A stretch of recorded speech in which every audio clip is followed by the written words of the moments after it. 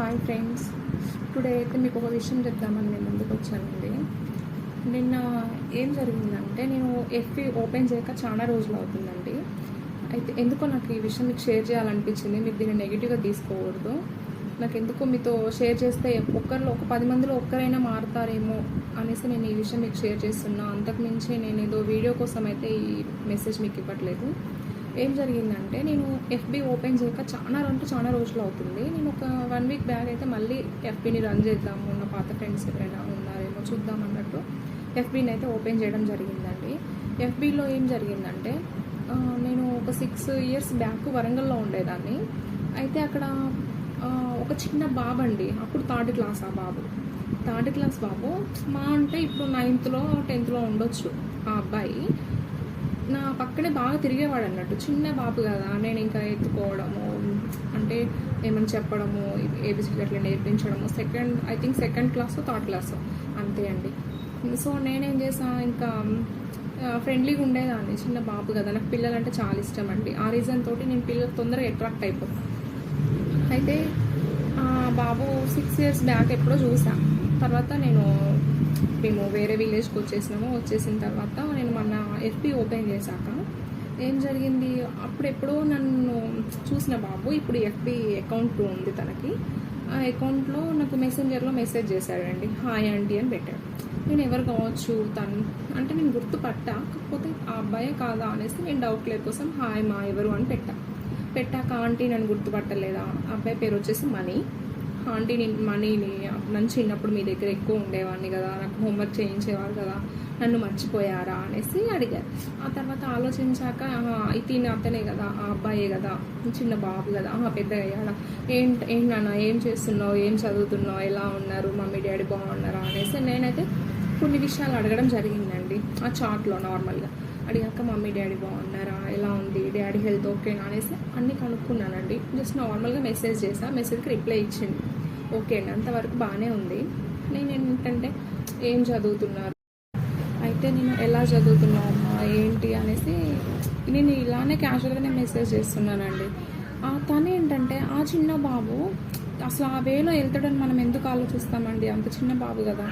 తను ఏమంటున్నాడు, లాస్ట్కి 2 days ఏమో చాటింగ్ చేసిండండి, అంటే అప్పుడప్పుడు ఇలా నార్మల్గా.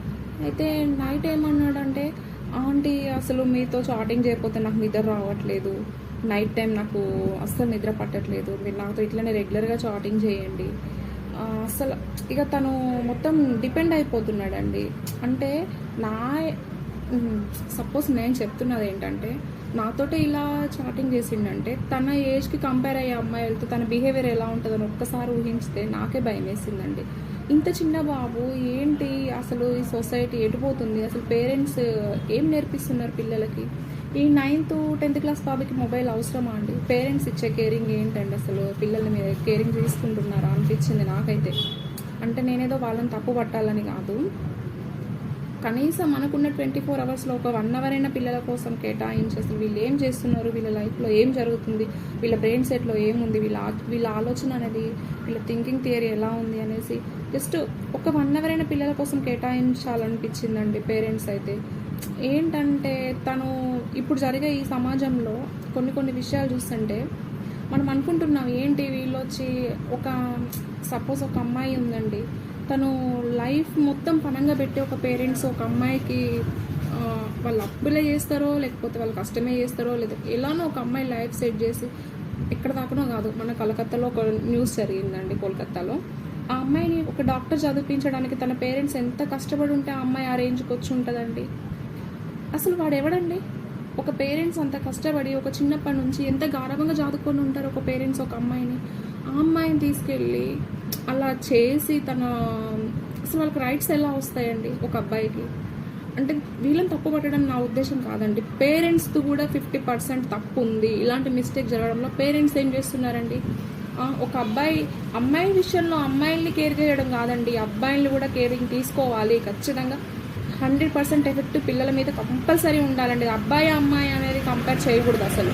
అది అబ్బాయి అయినా సరే అమ్మాయి అయినా సరే. అమ్మాయిని అయితే మనం అడుగు బయట పెడితే 7 తర్వాత నువ్వు బయట నీకేం పని అని మనం ఎలా క్వశ్చన్ మార్క్ వేస్తున్నామో అబ్బాయిని కూడా అలానే వేయండి. అసలు వాళ్ళ బిహేవియర్ ఎలా ఉంది ఏంటి అని నేర్పించండి అబ్బాయిలకి. ఈరోజు నా ఏజ్ తోటే నాకే ఇలా మెసేజ్ చేశారంటే వాళ్ళ ఏజ్ పిల్లలతో కంపేర్ చేసుకుంటే తన స్కూల్లో ఏం చేస్తున్నాడండి, ఏం నేర్పిస్తున్నారు, టీచర్స్ ఏం నేర్పిస్తున్నారు, పేరెంట్స్ ఏం నేర్పిస్తున్నారు, అసలు సొసైటీ ఎక్కడ పోతుంది, అసలు ఏం జరుగుతుంది. నాకే ఇంత అసహ్యంగా అనిపించిందంటే ఫ్యూచర్ ఇంకొక 10 years తర్వాత ఈ జనరేషన్ పిల్లలు ఫ్యూచర్ పిల్లలకి ఏం సొసైటీలో ఏం మెసేజ్ ఇస్తారండి, అసలు ఏం చేస్తున్నారు.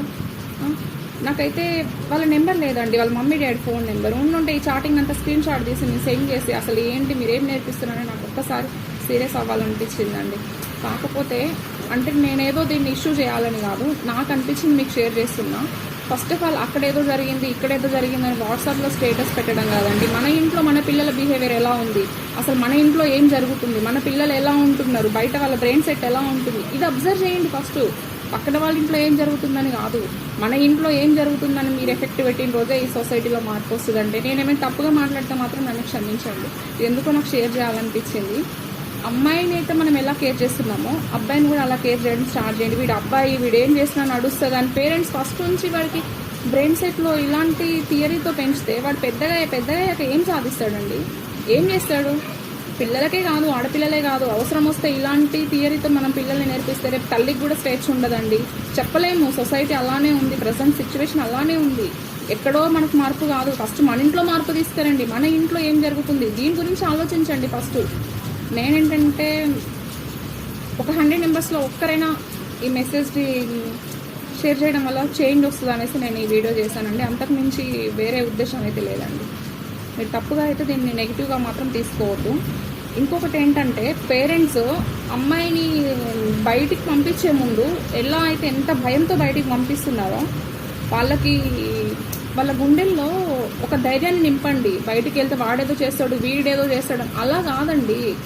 నువ్వు కూడా ఇంట్లో మహాలక్ష్మిలాగా ఒక ఆడపిల్ల ఎలా ఉంటుందో ఒక రాంగ్ స్టెప్ ఒక అబ్బాయి మన దగ్గరకు వచ్చి ఒక రాంగ్ స్టెప్ వేసిందంటే మహంకాళి అయిపోవాలండి అప్పటికప్పుడే. ఒక ఆడపిల్ల ఒక వైపు చూస్తే మహాలక్ష్మి అవ్వాలి, తన వైపుకి ఏదైనా ఇలాంటివి జరిగినప్పుడు మహంకాళి కూడా అవ్వాలండి. అలా నేర్పించండి పిల్లలకి, అలా పెంచండి. ఇప్పటి నుంచి మన పేరెంట్స్ అయితే స్టెప్ తీసుకొని ఇక్కడ నుంచి అయినా నెక్స్ట్ జనరేషన్ వాళ్ళకి ఏం నేర్పించాలో అదే ఇవ్వండి. అంతేగాని 9th క్లాస్ పిల్లలకి 10th క్లాస్ పిల్లలకి మొబైల్స్ ఇచ్చి వాళ్ళ జనరేషన్ మనం పాడు చేస్తున్నాం. ఇది గుర్తుపెట్టుకోండి, అంతకు మించి వేరేదైతే ఏం లేదండి. నేను ఏమైనా తప్పుగా మాట్లాడితే క్షమించండి. Okay, thanks for watching.